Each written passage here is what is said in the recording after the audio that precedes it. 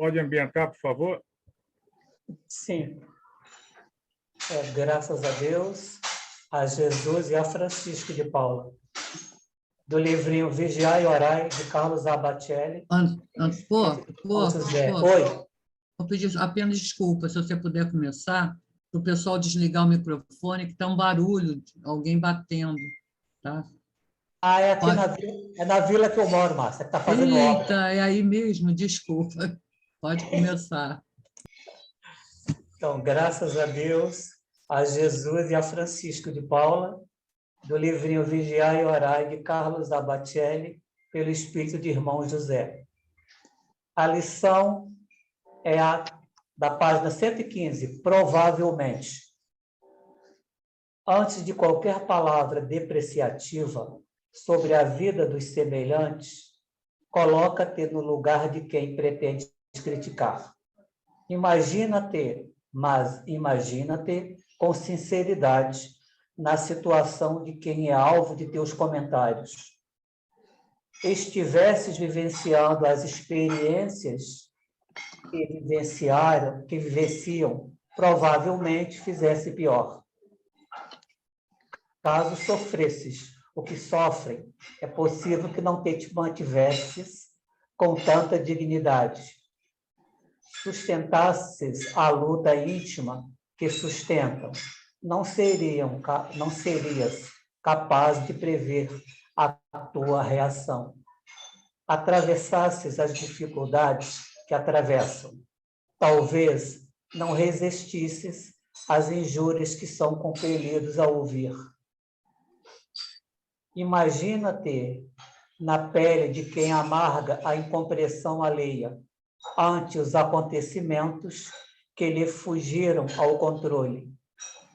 Provavelmente sequer tivesses ânimo para defender-te de quem, para acusar-te, nada mais tivesse que fazer ao abrir a boca. Graças a Deus, a Jesus e a Francisco de Paula. Espero que tenha dado para ouvir.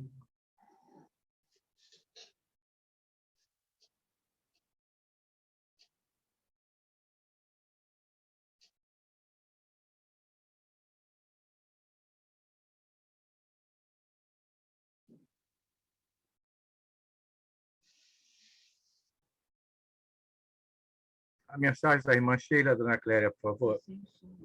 Hoje não.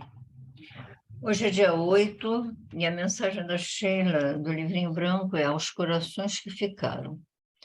Seu coração amoroso sofre com a partida do ser amado que te antecedeu na grande viagem para o além. Recordações te torturam, emoções dolorosas te abatem. Entretanto, raciocina um pouco. A morte física não separa os afetos que seguem unidos, além do tempo e do espaço. O ente querido a quem aspiras reencontrar segue o próprio caminho na espiritualidade, preparando o momento em que teus corações se tornarão a unir. Assim, reergue-te da dor e segue para frente. Tua vontade de viver e servir se refletirá no mais além, preenchendo de ânimo e tranquilidade o coração que partiu. Ora a Deus, rogando serenidade, a fim de que a dor de agora se converta em ensinamento importante, convidando-te à certeza na imortalidade espiritual. No plano maior, o coração amado prosseguirá ligado a ti, construindo o próprio destino sob o amparo de Deus. E nós sempre falamos nas nossas reuniões que a paz de quem partiu é sentir a paz de quem ficou. Graças a Deus, e Jesus e Francisco de Paula. Graças a Deus. Realmente precisávamos ouvir essa mensagem da irmã Sheila, sempre com muito conteúdo. Graças a Deus. Bem-vindos à casa de Francisco de Paula, a casa do amor. Aqui, onde encontramos todo o necessário para a nossa caminhada. A paz, a cura, o equilíbrio e o ensinamento que essa doutrina nos traz, nos dando um norte, rumo ao progresso espiritual, que é o objetivo de todos nós. E nessa noite, Pai, aqui reunidos, irmanados, em volta dessa mesa, com muito amor, possamos dar o melhor de nós, pedindo o amparo desses irmãos na espiritualidade. Que possamos, depois de alimentados, levar a todos aqueles irmãos também que estão passando por dificuldades. E ao final desse trabalhinho, tenhamos a certeza que somos dignos de participar da tua seara, Pai.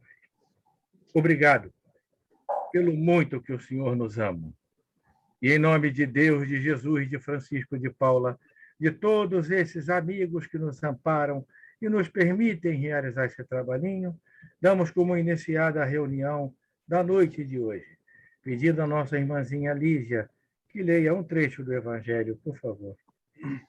Graças a Deus, a Jesus e a Francisco de Paula. Capítulo 8.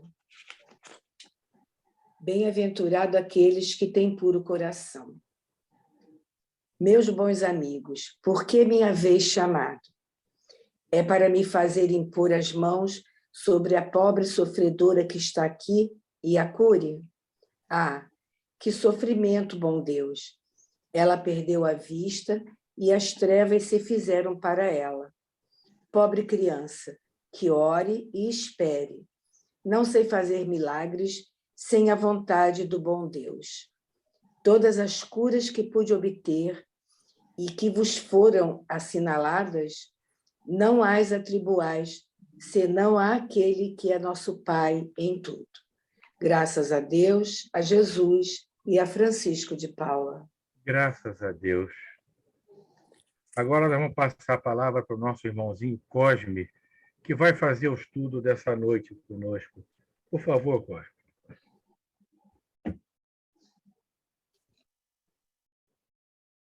Obrigado por essa. Todos me ouvem?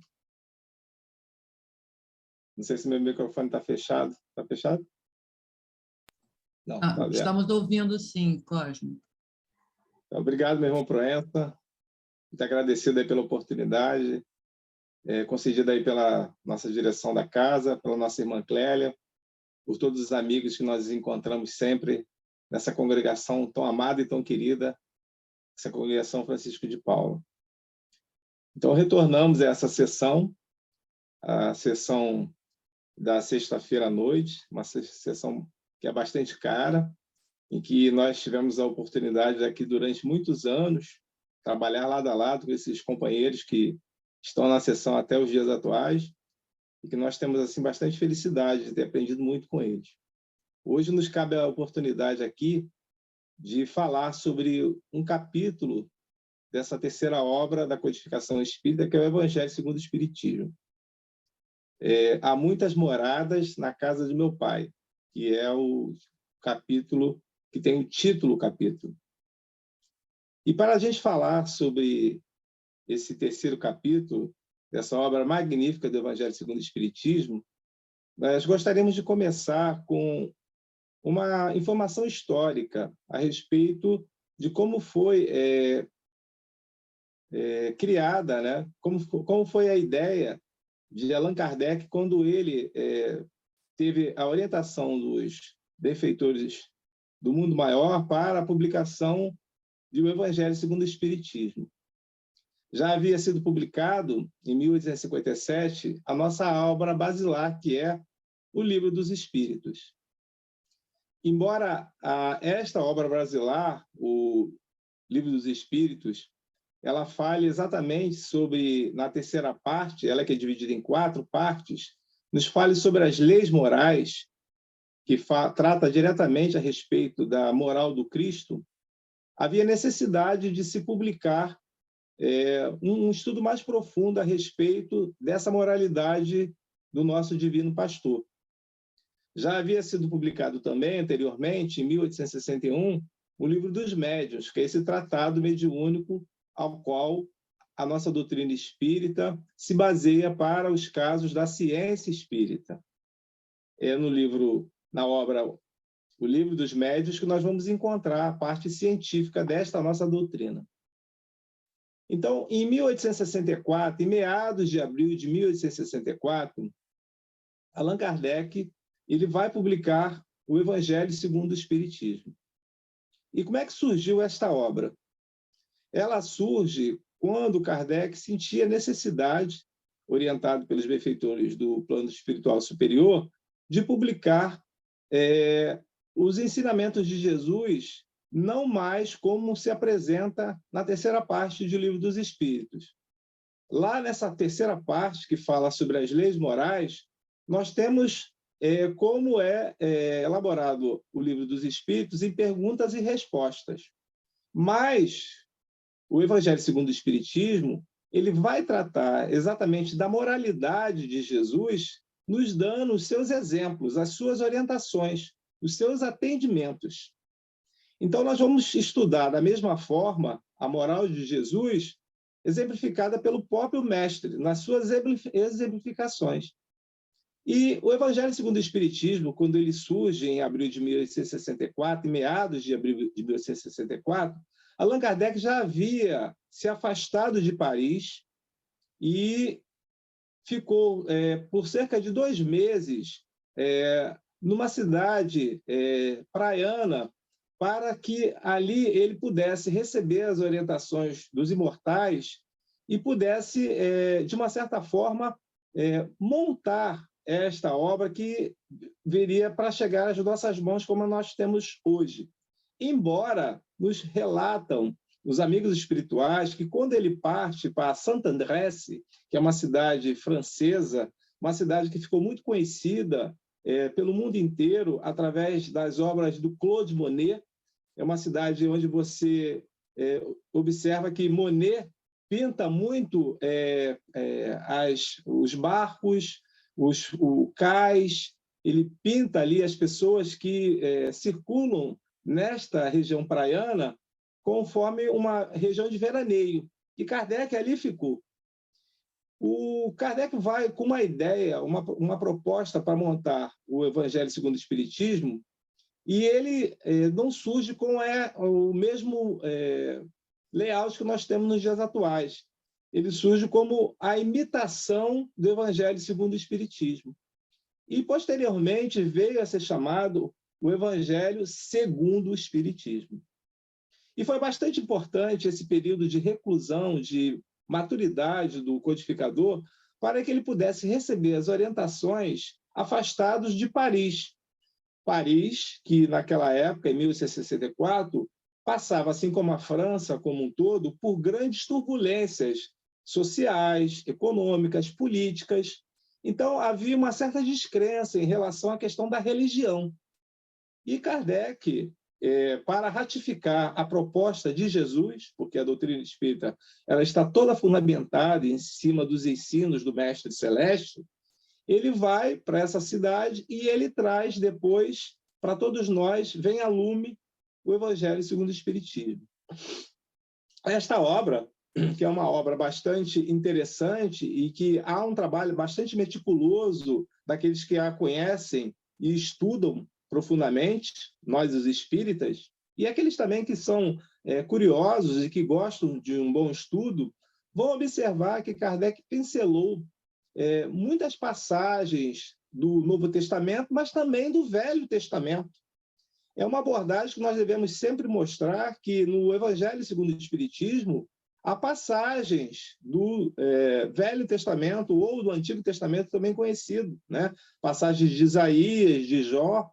Então, são passagens que basta a gente observar logo na sua tábua, na introdução, logo na abertura, os capítulos dos textos dos livros, né, bíblicos que nós vamos encontrar na obra. Mas, basicamente, ele está muito pautado dentro das informações dos evangelhos, né, do Novo Testamento, passagens do Ato dos Apóstolos que a gente observa essas informações. E o Kardec dividiu a obra em 30 capítulos. Desses 30 capítulos, quando a gente percebe nitidamente que o codificador ele tem uma preocupação de, mesmo no Evangelho segundo o Espiritismo, está tratando de informações básicas que fazem parte da doutrina, como, por exemplo, os princípios básicos da doutrina. Deus, né? A sobrevivência do espírito, a pluralidade das existências, a reencarnação e a pluralidade dos mundos habitados. A pluralidade dos mundos habitados tem tudo a ver com este capítulo 3, Há muitas moradas na casa do meu pai, que nós vamos abordar aqui esta noite. E quando a gente observa que Kardec, mesmo tratando de uma obra da codificação, o Evangelho segundo o Espiritismo, ele também nos faz pensar a respeito do que ele já falara em O Livro dos Espíritos. Quando a gente observa que na questão 55 desta obra basilar, o codificador pergunta aos imortais se todos os mundos são habitados. É a questão número 55 de O Livro dos Espíritos. E eles respondem a Allan Kardec que sim, todos os mundos são habitados. E, na realidade, ele nos coloca a humanidade no seu devido lugar, quando ele diz que nós não somos a supremacia na inteligência, nem na moralidade, e que, na realidade, nós estamos ainda muito aquém daquilo que nós ainda chegaremos. É, na realidade, uma resposta muito direta e objetiva dos amigos espirituais com relação à prepotência do ser humano, que durante muito tempo, durante muitos séculos, nós podemos até dizer, ele pensou que era o mundo o centro do universo e que o Sol girava ao seu redor, quando na realidade nós sabemos que é o contrário. Imaginemos hoje que nós temos dentro dessa codificação princípios básicos como pluralidade dos mundos habitados e as informações que a ciência nos traz quando nós temos um tripé muito forte: ciência, filosofia e religião. E a ciência hoje nos comprova que este universo, que são as moradas que Jesus ele aborda naquela passagem, quando ele abre este capítulo 3 do Evangelho segundo o Espiritismo, são, na realidade, esse universo que se expande todos os dias e que tem bilhões de galáxias e milhões de sóis em cada uma dessas galáxias. E nós, como pertencemos à Via Láctea, que é uma pequena galáxia, ou seja, um minúsculo galáxia incandescente que está dentro desse mundo que se expande sempre, nós podemos afirmar que a nossa inferioridade ela é muito grande ainda. E nós ainda precisaremos evoluir bastante. Mas o que cabe aqui para todos nós, quando nós abordamos esse capítulo 3, Há muitas moradas na casa do meu pai, é a primeira sentença que Allan Kardec destaca daquele evangelho não sinótico, que é o Evangelho de João, no seu capítulo 14, nos versículos de 1 a 3. Há, na realidade, uma citação quando Jesus faz a reunião com os seus discípulos, e ali ele está prometendo, né, que chegaria o Consolador prometido. É nessa mesma reunião que há várias revelações. E nessa revelação, Jesus nos diz o seguinte, que soa até nos dias atuais: não se turbe o vosso coração. Credes em Deus, crede também em mim. Há muitas moradas na casa do meu pai. Se assim não fosse, eu já vos teria dito. Mas eu vou na frente para preparar o lugar.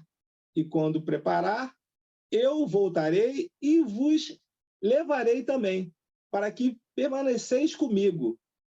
Então, é uma grande mensagem de esperança e consolação de que ninguém ficaria abandonado, que ele, Jesus, estaria se afastando durante um tempo, mas que todos nós estaríamos junto a ele muito breve. E essa passagem, né, que abre esse capítulo, quando nós vamos pegar algumas palavras substanciais essa sentença como turbar. Turbar significa afligir, significa, de uma certa forma, a gente não confundir, a gente estar ali atento para que a mensagem ela fosse, de fato, entregue, que nós a entendêssemos. Não se turbe, não se confunda o vosso coração. E como todos nós temos esse nosso coração, que nós caminhamos, e ele tem como sentimento maior aquilo que se passa dentro do espírito, nas nossas consciências, dentro daquilo que a gente aprende no dia a dia, é através do coração que nós manifestamos em gestos, em atos, em atitudes, aquilo que nós estamos pensando. Então, o coração é o sentimento do ser humano, do espírito. E é lá, exatamente dentro desse coração, que o próprio Cristo disse, né, que faria a revolução diferente daquela que os seus confrades, os seus irmãos judeus, diria que seria, como a de Davi. Uma revolução bélica, armamentista, financeira. Não, a revolução seria no coração do homem. Há uma passagem dentro do livro do nosso querido Humberto de Campos, o irmão X, em que aquele grande profeta segura Jesus no colo, né? E ali ele, de uma certa forma, que é Simeão, e ele não consegue, apesar de não duvidar nem um minuto, quando Jesus é apresentado no templo por sua mãe, que era o Messias prometido pelos profetas do Antigo Testamento. Mas como ele poderia fazer essa revolução nessa humanidade, nesse mundo, um mundo tão perverso, tão maldoso, com todos aqueles problemas que aquela Palestina apresentava. Ele, que era oriundo de uma família humilde, de uma dona de casa, de um carpinteiro, ele que não tinha posses da sua família, que não era uma família de letrados, de intelectuais, como é que se daria essa revolução? E o benfeitor Humberto de Campos, ele diz que o pequenino toca com a mãozinha no peito do lado esquerdo do coração do velho ancião, que chora copiosamente e entende a mensagem. Seria no coração da humanidade essa revolução. E, de fato, o que nós temos hoje é uma revolução moral, uma revolução que está, de uma certa forma, presente até os dias atuais e que nos serve de inspiração para que nós prossigamos com esse cristianismo que, apesar de ter sido tão deturpado, tão mexido, tão colocado certas situações de enxertos, mas que permanece vivo. Hoje, os cristãos são mais de 2 bilhões que o praticam nas suas diversas denominações no mundo. É uma das maiores religiões. Ele, Jesus, que nada escreveu, pedia para que a gente não perturbasse o coração, que nós não confundíssemos, nós não nos afligíssemos, porque a sua palavra era verdadeira. Não perturbe, não turbe o vosso coração. Credes em Deus e credes também em mim. Quando ele diz para crer em Deus, era para aquele Pai que ele apresentou, que era Deus, porque é a partir da concepção da chegada do Mestre Amado que a humanidade tem um entendimento melhor a respeito de Deus, porque até então não se tinha. O Deus era aquele vingativo, punitivo, aquele que, de uma certa forma, trazia as diversas situações mais graves, quando Jesus disse que Deus é misericordioso, Deus é Pai, Deus é amantíssimo. E nas diversas passagens que Jesus nos demonstra dentro desse seu evangelho rico, de muito amor, ele diz: como nós que somos pais, se um dos nossos filhos nos pedisse um alimento, um pão que fosse, nós não entregaríamos uma serpente. Ora, se nós que somos o que somos, jamais faríamos isso, como Deus, nós podemos imaginar Deus misericordioso fazendo qualquer coisa com seus filhos, que somos todos nós. Jesus se apresenta para todos como, na realidade, o nosso irmão maior. Na tradição oriental, nós sabemos que o irmão maior, ele tem uma responsabilidade, é o arrimo de família. É como se fosse o responsável para a sustentação da casa na falta do pai. E Jesus se apresenta como esse arrimo de família, como esse irmão maior que está nos conduzindo. E todos nós sabemos que fazemos parte desse seu rebanho. Não se turbe o vosso coração, credes em Deus, credes também em mim. Há muitas moradas na casa do meu Pai.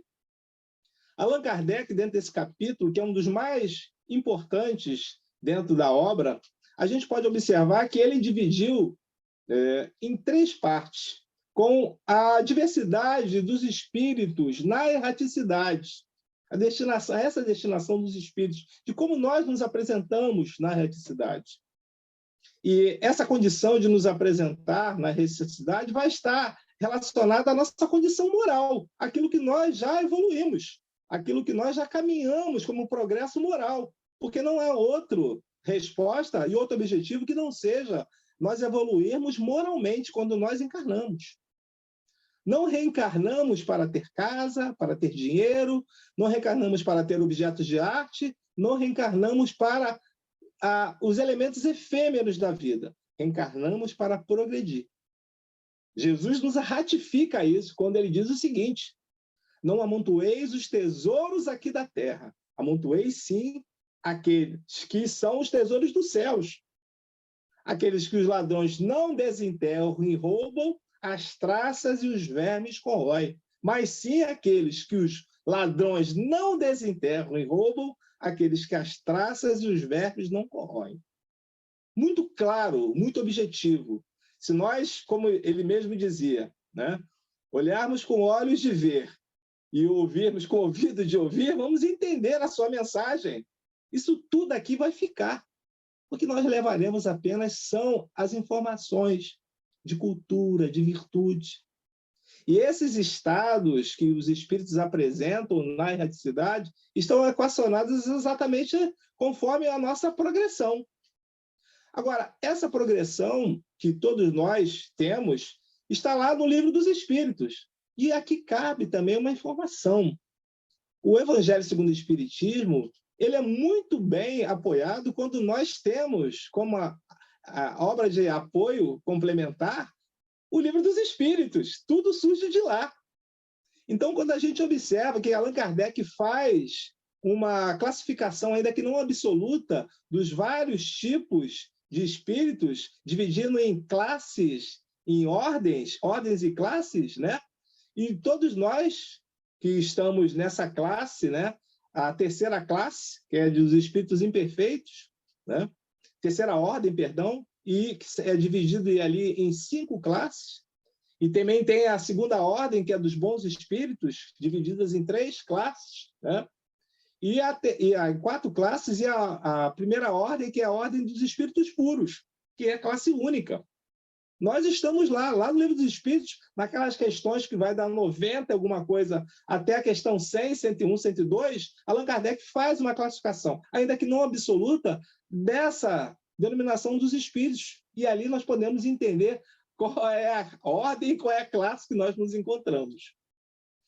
Todas essas informações que nós observamos dentro desse capítulo do Evangelho segundo o Espiritismo nos dão margens para nós refletirmos melhor ainda. Quando a gente observa que as casas que Jesus disse, as moradas, né? Há muitas moradas na casa do meu Pai, o que Jesus queria nos informar com isso? Que moradas seriam essas? Seriam apenas o mundo? Allan Kardec ele aborda que as diversas moradas seriam o universo, o espaço. Mas será que nós precisaríamos pensar apenas sobre isso? Será que nós pudéssemos refletir um pouco mais? Não poderíamos, além dessa questão da questão da aventurança ou da questão da dificuldade espiritual, no mundo espiritual, nós poderemos também acrescentar a questão do estado mental do espírito, porque muitos espíritos vivem em estados particulares, em moradas particulares, com grandes debilidades na sua casa mental. Outros ainda observam que esta casa poderia significar mundos espirituais, que Jesus ficaria muito difícil explicar sem uma codificação, sem a ciência, para aqueles seus irmãos judeus e não judeus daquela sua época. Mas hoje, com a doutrina espírita, nós conseguimos entender isso. O espírito de verdade, que é, na realidade, o responsável, junto a Allan Kardec, para coordenar os demais espíritos, os benfeitores do mundo maior, nessa codificação, ele abre essa obra, o Evangelho segundo o Espiritismo, nos informando isso, que Jesus é a porta e o Espiritismo a chave do conhecimento para que nós possamos compreender aquilo que Jesus iniciou. E poucos, muito poucos daqueles irmãos que ouviram puderam entender. Quando Jesus, nessa reunião, fala sobre essa questão de que se afastaria, mas que voltaria, e anunciaria o Paráclito, né? Aquele que é o Consolador prometido, são várias informações que nós vamos ter nesta última reunião do Mestre com aqueles seus discípulos, que com certeza muitos não entenderam o que ele queria abordar. Mas hoje nós não podemos dizer isso. Já temos estudo, conhecimento suficiente através dessa codificação para compreender que essas casas, elas podem significar, sim, condições de felicidade, infelicidade no mundo espiritual, condições da propriedade mental do espírito e mundos espirituais, conforme nos explicam as obras complementares da codificação que existem, as diversas obras, casas, os diversos pontos de apoio que nos recebem a todos no mundo espiritual. São instituições de casa de recuperação, são verdadeiros lugares como o nosso lar, colônias que recebem todos dentro da particularidade de acordo com o desenvolvimento moral de cada um. Quando a gente observa o Nosso Lar como essa grande obra, e que agora já estão na continuidade, chamando o Nosso Lar 2, falando dos mensageiros, a doutrina espírita já vem abordando isso desde meados do século XX, comentando essa particularidade que todos nós não ficaremos como espíritos e que somos, na realidade, oriundos do plano espiritual neste plano material. Retornaremos para o mundo espiritual, que é lá o nosso lar. E quando, às vezes, nossos irmãos duvidam que exista esse mundo espiritual e que simplesmente fechamos os olhos e cerramos e não existe mais nada, nós observamos que não se recuperam, não se atentam para os sonhos. Quando emancipamos as nossas almas todas as noites, porque sonhamos todas as noites, e vamos ao encontro daquilo que nos interessamos, dos amigos que nós queremos, ou nos encontros dos nossos desafetos também à noite. Então, todos nós estamos numa caminhada paralela, vivendo esse mundo material, mas também vivendo dentro do momento em que nós dormimos o mundo espiritual, para aqueles que não têm capacidade ainda de emancipar o seu espírito em vigília. São condições que vamos encontrar nessas moradas, com certeza. E ali, Allan Kardec continua, dentro do capítulo desse evangelho, nos informando a respeito da questão da diferentes categorias de mundos, quando ele faz uma classificação muito boa, ainda que não absoluta, de que mundos seriam esses. Mundos primitivos, que são mundos voltados para as primeiras encarnações dos espíritos, que começa como lá no Livro dos Espíritos, de novo, do átomo ao arcanjo, nós evoluiremos, é lei de progresso, que está também dentro do Livro dos Espíritos.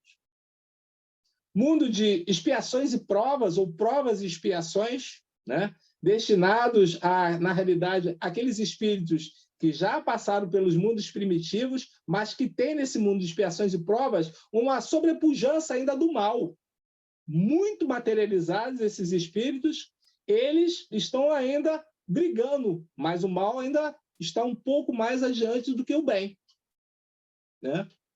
Mundos regeneradores, como Kardec nos fala, que ainda não é um mundo feliz, não é um mundo ditoso, mas é um mundo em que aqueles que lutaram e conseguiram passar por esses mundos de expiações e provas aurem forças para poder seguir nessa trajetória, nessa nossa trajetória de evolução espiritual. Mundos felizes, onde o bem sobrepõe o mal. Ali já há, na realidade, uma capacidade do bem está em seu maior destaque. E os mundos celestes, né?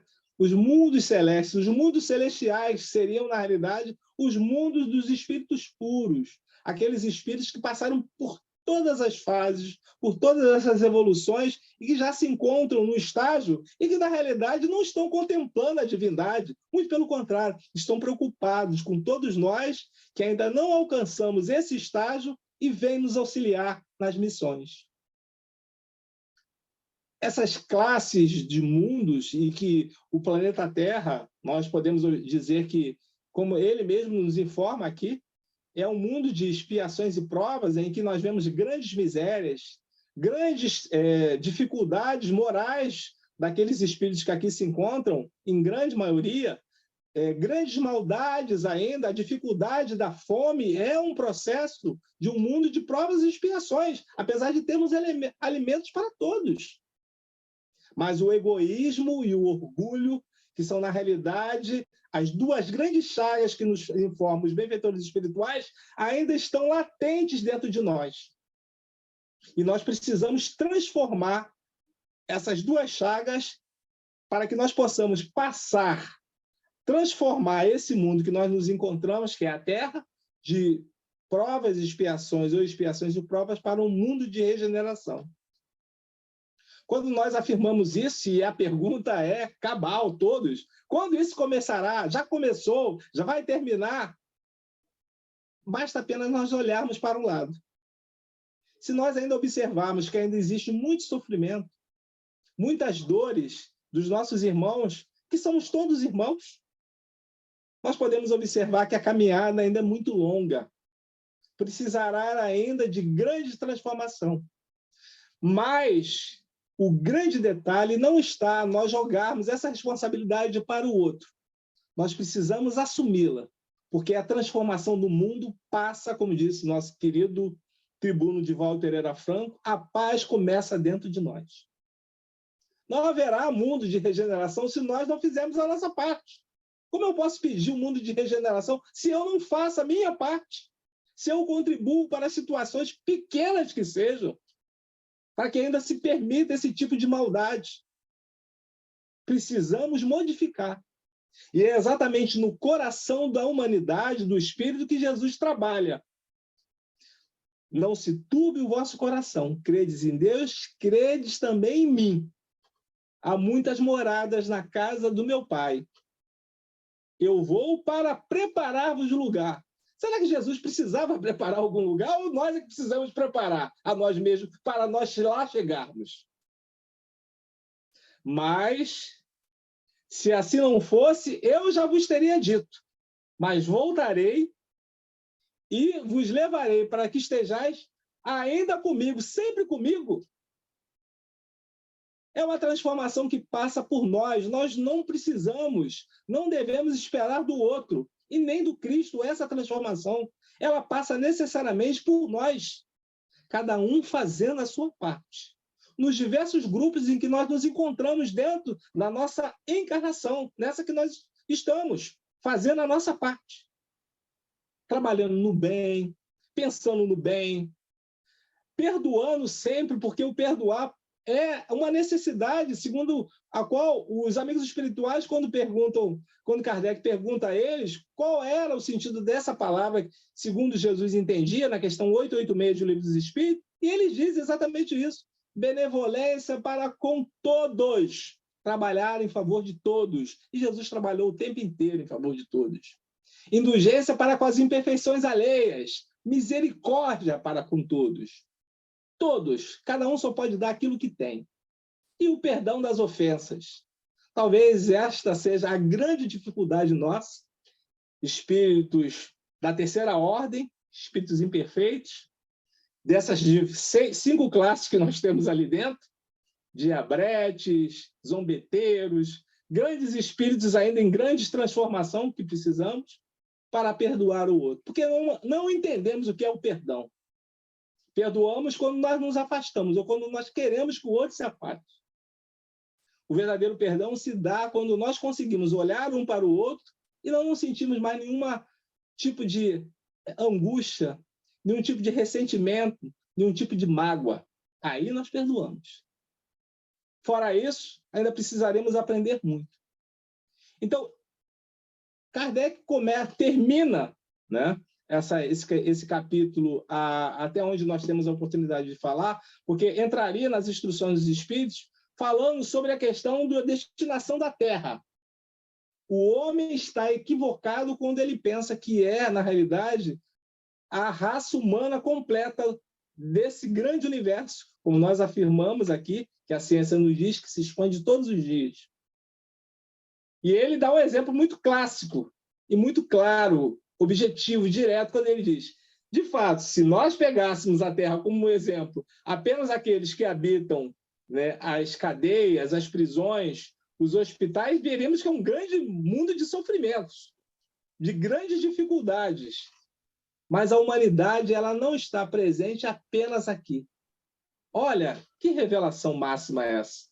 Nós sabemos que nós temos outros irmãos, tão bom quanto nós, em outros lugares, às vezes mais adiantados ainda, ou iguais. A raça humana, ela não está exclusivamente na Terra. Então, quando a gente imagina, é uma prepotência do ser humano imaginar que nós somos os únicos aqui. Não somos os únicos. E ainda somos, na realidade, como nós afirmamos aqui logo no início, né, dessa galáxiazinha, que é uma Via Láctea, é uma galáxiazinha mesmo, né, dentro dessas 200 bilhões de galáxias, milhões de estrelas, de sóis, perdão, e que nós temos um Sol que nós consideramos muito, mas que é, na realidade, uma estrela de quinta grandeza, e que se apagará um dia. Isso é fato. E nós aqui não ficaremos. A destinação da Terra, me permito adentrar dentro do ponto das instruções dos Espíritos, são 3 mensagens de Santo Agostinho. Nessas 3 mensagens, o benfeitor nos informa a respeito da destinação desse nosso orbe. Então, vou falar sobre isso. Tá? A destinação desse orbe é a destinação da felicidade, porque os tempos são chegados. E os tempos são chegados por todos nós que aqui estamos, nos encontramos e verdadeiramente estamos no caminho certo. Aqueles que têm olhos de ver e ouvidos para ouvir. Porque todos nós temos que acreditar que temos um irmão maior que nos direciona e como coordenador desse grande rebanho e que todos nós fazemos parte como as suas ovelhas. Que Jesus possa nos amparar, que Jesus possa nos conduzir para cada vez mais nós continuarmos nessa trajetória da sua seara bendita de luz e de amor. Muito obrigado. Obrigado, Cosme. Bastante material para a nossa reflexão. Obrigado aí pelo estudo. Mantendo nossos pensamentos elevados, sempre ouvindo Jesus é bom. Que de nossas mentes e corações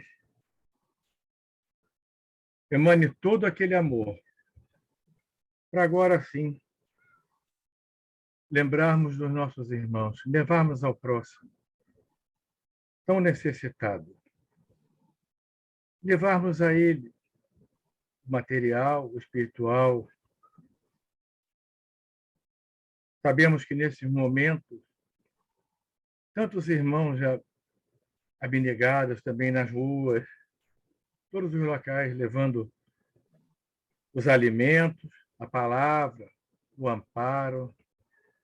Sabemos que os exércitos de Jesus estão atuando e que ainda esta noite todos receberão o que tanto necessitam. Aqueles irmãos que já estão tão descrentes, que eles tenham fé, que ele sinta aquela mão amiga no ombro e aquela palavra dizendo a ele: calma, eu estou contigo. Aquele irmão que nesse momento está desempregado, ele tem esperança. Amanhã é um outro dia. Jesus está com tudo. Jesus, governador desse planeta. Ah, Jesus, intui a todos, os dirigentes da terra, o povo, que se acalmem nesse momento de tanta turbulência, que se unam em busca de uma solução. Consigamos enxergar que somos todos iguais. Toca a todos. Toca aos cientistas, para que logo, logo também tenhamos todos os medicamentos disponíveis, confiáveis, eficazes, para que possamos imunizar a população e retornarmos às nossas atividades. Ismael, governador do Brasil, Brasil, coração do mundo, pátria do Evangelho, acalma essa turba desse nosso Brasil, destinado realmente a ser o coração do mundo e a pátria do Evangelho. E que cada vez mais fica demonstrada a importância desse país. Toca a todos, toca, para que se acalmem nesse momento e caminhem numa direção só, rumo ao bem. Doutor Bezerra de Menezes, doutor Chapô Prevot, doutor Miguel Couto, doutor Oswaldo Cruz, doutor Dias da Cruz, doutor Ciríaco, doutor H. Toca todos os irmãos enfermos da terra, onde eles estiverem. Seus lares, clínicas, casas de saúde, hospitais, clínicas de repouso, clínica de hemodiálise, quimioterapia, radioterapia. Dai forças a esses irmãos nesse momento. Toca a todos. Irmã Sheila, Irmã Dulce, Madre Teresa de Calcutá e Mãe Maria, cobre com teu manto de amor os irmãos enfermos da terra, os irmãozinhos em situação de rua. Proteja-os das doenças e da violência. Jesus, nessas noites frias, aqueça, sacia a fome e a sede de todos. Mentalizemos nossos lares, cômodo a cômodo. Sejam retirados todos os miasmas, higienizados, transformando nossos lares em lares de paz, de amor, de entendimento e de união. Nossos locais de trabalho também sejam higienizados. Nossos colegas de trabalho, pedimos por todos. Finalmente, te pedimos pela nossa casa, a casa de Francisco de Paula, a casa do amor. Intui seus médios, dirigentes, trabalhadores, para que se unam, irmanados, levem essa casa ao lugar que ela merece, cada vez mais fortalecida. Esteja sempre de portas abertas para nos receber nos nossos momentos de aflição. Obrigado, Pai. Obrigado pelo muito que o Senhor nos ama.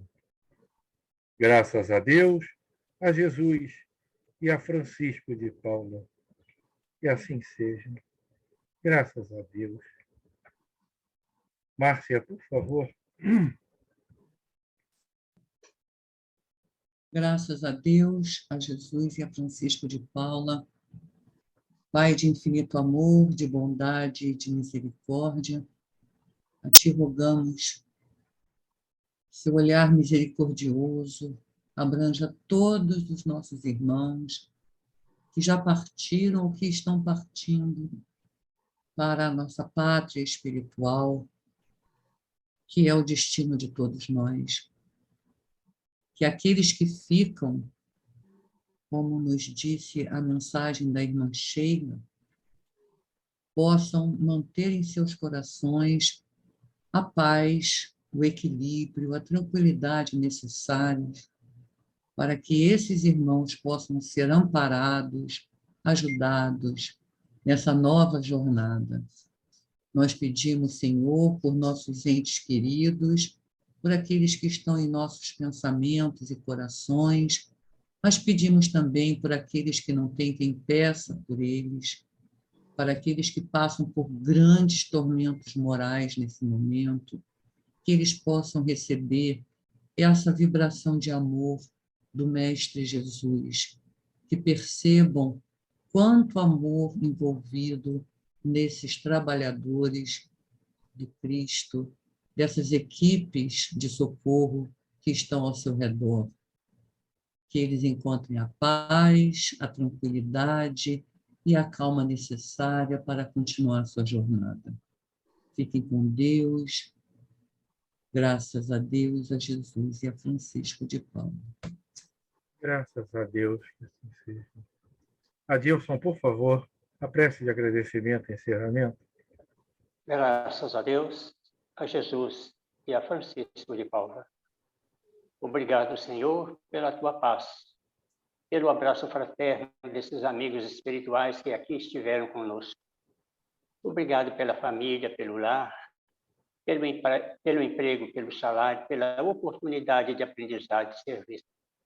Muito obrigado por tudo, Senhor. Graças a Deus, a Jesus e a Francisco de Paula. Graças a Deus. Assim, em nome de Deus, de Jesus, de Francisco de Paula, de todos esses amigos que nos amparam e nos permitem realizar esse trabalhinho, damos como encerrada a reunião da noite de hoje, suplicando ao nosso Pai que possamos levar para todos aqueles com quem tivermos contato o quão essa doutrina nos esclarece e nos fortalece. Obrigado, Pai, pelo muito que o Senhor nos ama.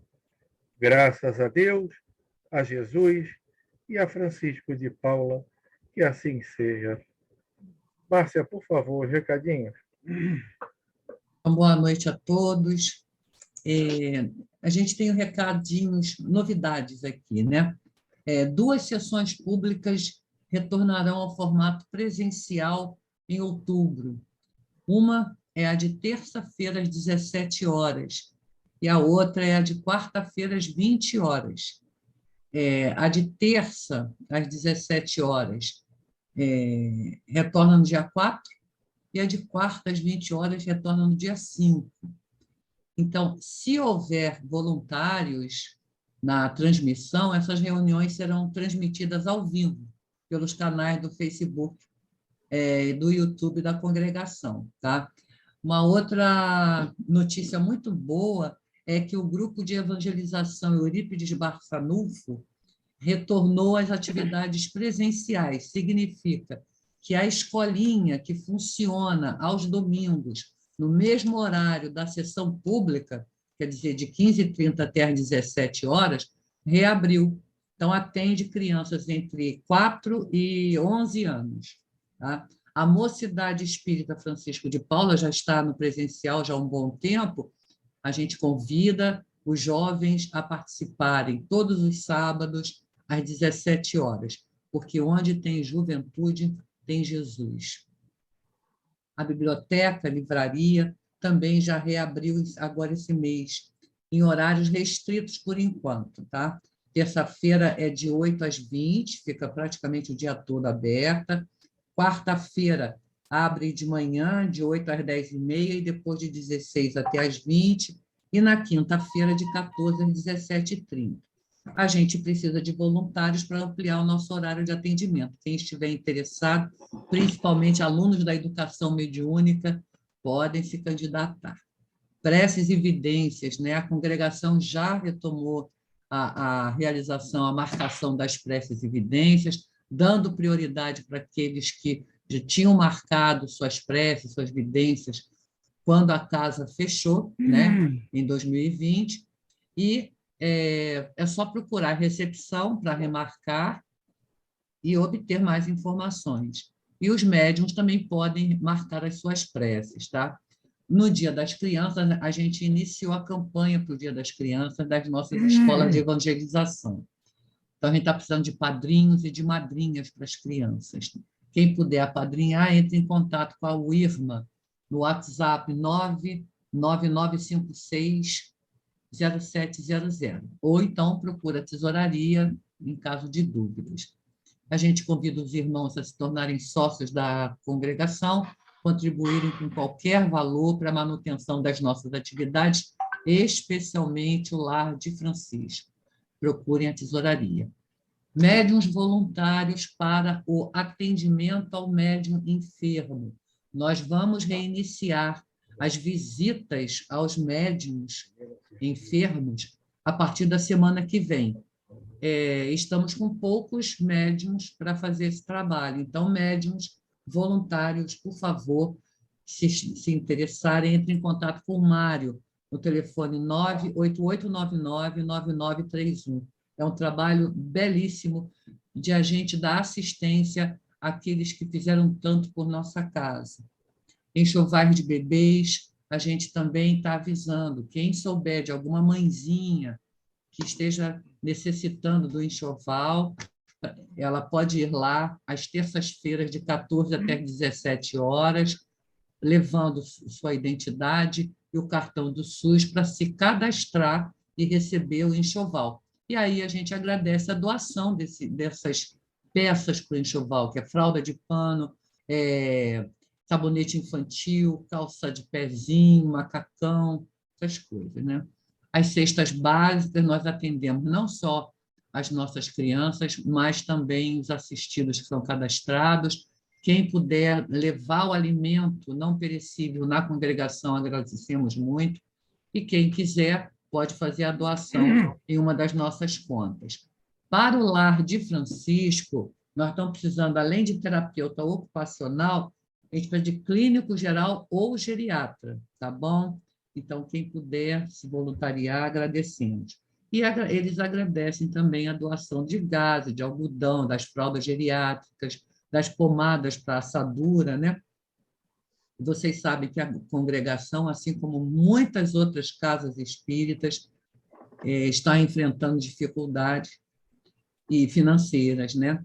E por isso a gente pede a ajuda de todo mundo para a gente continuar dando assistência aos vovozinhos, né? Então, se quiser levar a ajuda lá na congregação, pode levar, se não, se quiser fazer um depósito nas nossas contas, a gente agradece bem oradamente. Muito obrigada, vocês sabem que a nossa casa não tem fins lucrativos, né? E que a gente tem um asilo para cuidar, a gente tem as crianças e os assistidos, que são mais de 200 pessoas. Então, agradecemos muito a ajuda de vocês, sempre, sempre. Obrigada. Obrigado.